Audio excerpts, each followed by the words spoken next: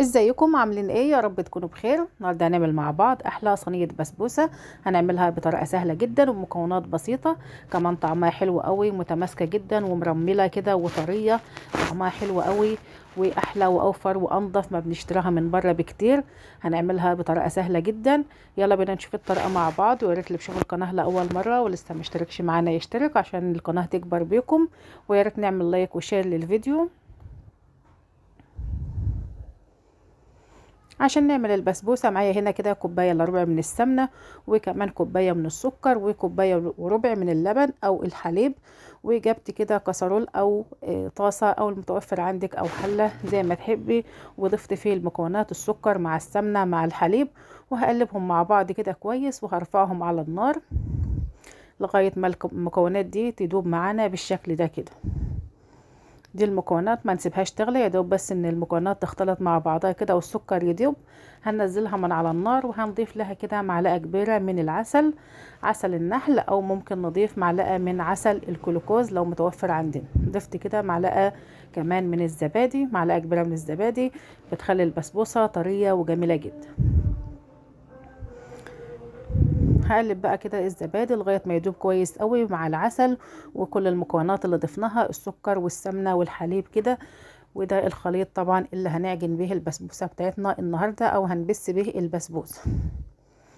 هنا كده بعد ما قلبت المكونات مع بعضهم، معايا نص كيلو من دي البسبوسه اللي بنشتريه من عند العطار او بيكون متوفر عندي. ضفت له كده رشه من الملح ومعلقتين كبار من جوز الهند، وكمان ضفت كده آه، رشه من الفانيليا البودره بالشكل ده كده.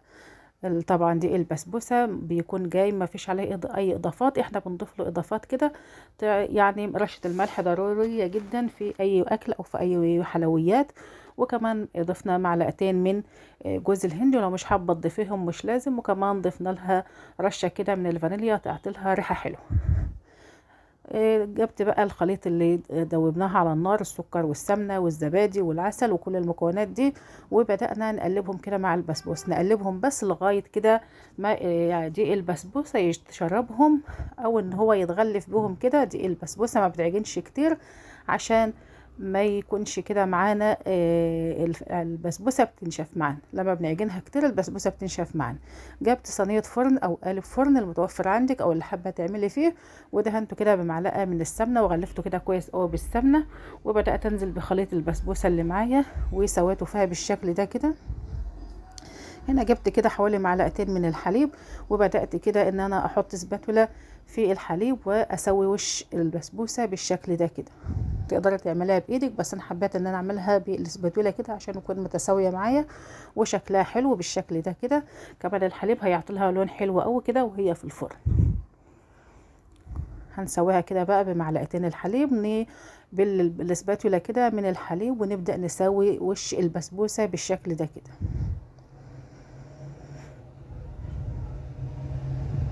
بعد ما سويت البسبوسة هبدأ اخبطها كده خبطتين على رخامة المطبخ عشان تتساوى معانا، وتكون الصينية متساوية من كل الجهات، وتكون يعني متساوية كده وكلها سوى واحد بالشكل ده كده. ومعايا الفرن سخن، دخلتها الفرن بتقعد حوالي نص ساعة كده على درجة حرارة 180، وبتطلع معانا باللون الجميل جدا.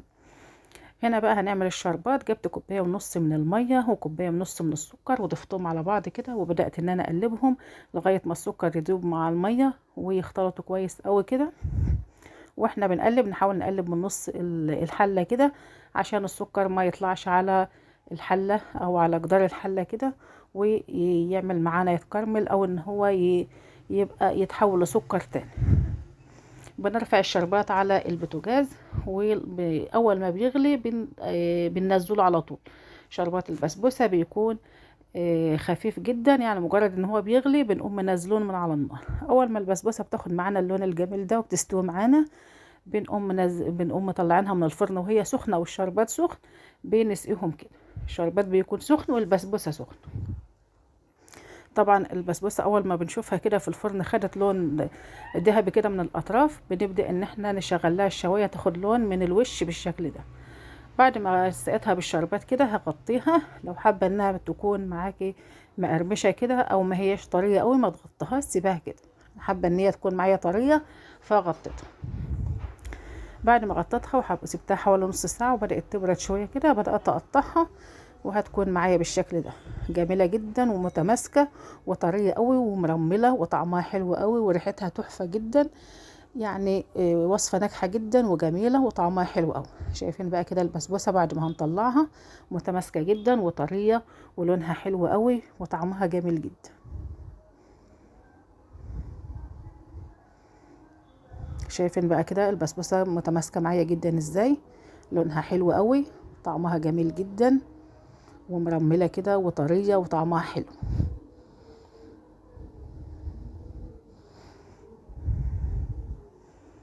سهله جدا ومكوناتها بسيطه. وجبنا المكونات النهارده، جبنا الدقيق السايب كده، عملنا به احلى صينيه بسبوسه طعمها حلو جدا. ولو عندك عزومه كده او عندك ضيوف تقدري انك تقدميها، جميله جدا وشكلها حلو وطعمها ممتاز. وصفه سهله وجميله جدا.